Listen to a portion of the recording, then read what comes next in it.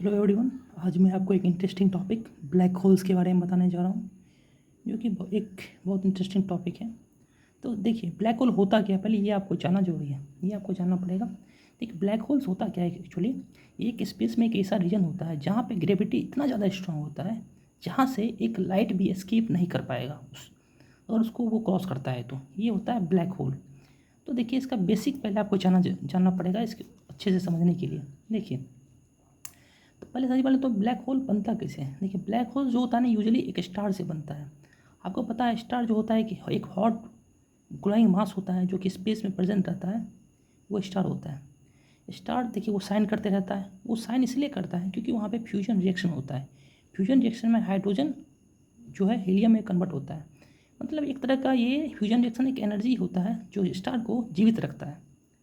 ये होता है फ्यूजन रिएक्शन। समझ गया। अब देखिए, आप लोग सोचते हैं ये स्टार जो है वो स्पेस में बैलेंस रहता है, मतलब वो स्थिर रहता है स्पेस में, वो आखिर कैसे रहता है। देखिए, फ्यूजन रिएक्शन जो होता है ना, एक जो थर्मिक रिएक्शन होता है, इसमें हीट रिलीज होता है जो कि स्टार को एक आउटवर्ड फोर्स देता है।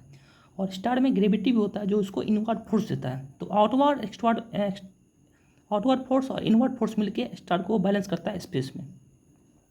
अब देखिए, आप सब जानते हैं कि हर चीज़ का एक टाइम ड्यूरेशन होता है, मतलब किसी का अगर जन्म होता है उसको मरना पड़ेगा, बस यही है। स्टार का जब मतलब लास्ट स्टेज होता है, मतलब वो ख़त्म होने वाला होता है, तो उसका सारा फ्यूल जो है उसका ख़त्म हो जाता है। मतलब वहाँ पे कोई फ्यूजन रिएक्शन नहीं होता है। फ्यूजन रिएक्शन नहीं होगा तो स्टार को आउटवर्ड फोर्स नहीं मिलेगा, तो ग्रेविटी उसको अपने अंदर खींच लेगा, सारे मास को कोलैप्स कर लेगा।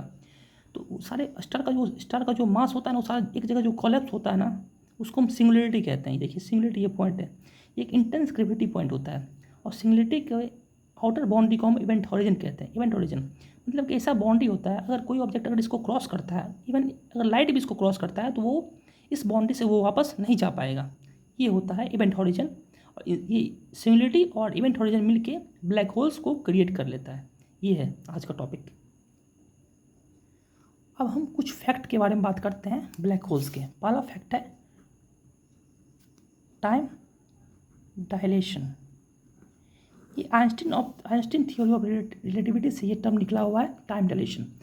मतलब अगर ब्लैक होल्स अगर इवेंट हॉरिजन का कोई ऑब्जेक्ट या कुछ भी क्रॉस करता है, तो वो टाइम डायलेशन मतलब वो फेस करेगा, मतलब वहाँ पे टाइम स्लो डाउन हो जाएगा। जैसे आप एनालॉजी ले सकते हैं, अगर आपका कोई दोस्त है, वो इवेंट हॉरिजन के पास गया और 1 घंटा बिता के आया, 1 घंटा बिताया और रिटर्निंग वो अर्थ पे आ गया, तो आप देखिएगा, आप थर्ड पर्सन उसको देखिएगा कि बहुत साल बिता चुका है, मतलब वहाँ बहुत साल बिता के आ चुका है, ऐसा फील होगा आपको। मतलब ये इवेंट हॉरिजन में ब्लैक होल में जाके उसका टाइम डायलेशन टाइम स्लो हो चुका है। लेकिन अर्थ पे आने के रिटर्निंग आने के बाद आपको लगेगा बहुत साल वो बिता के आ चुका है। ये होता है टाइम डायलेशन। आप लोग ये भी सोचते हैं, अगर ब्लैक होल में अगर इतना ज़्यादा ग्रेविटी होता है तो वो हमें घिसता क्यों नहीं है। देखिए, इसलिए नहीं घिसता है क्योंकि किसी चीज़ को वो खींचने के लिए, मतलब वो इसको इवेंट हॉरिजन, किसी ऑब्जेक्ट को इवेंट हॉरिजन के पास जाना पड़ेगा, अगर वो ब्लैक होल्स के इंटेंस ग्रेविटी को फेस करना है तो तभी वो करेगा, वरना नहीं करेगा।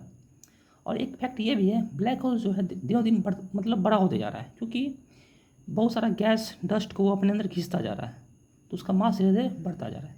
यही था आज का टॉपिक, ब्लैक होल्स। तो आप मेरे चैनल को सब्सक्राइब कर दीजिए इस तरह का इंटरेस्टिंग टॉपिक देखने के लिए। Good bye.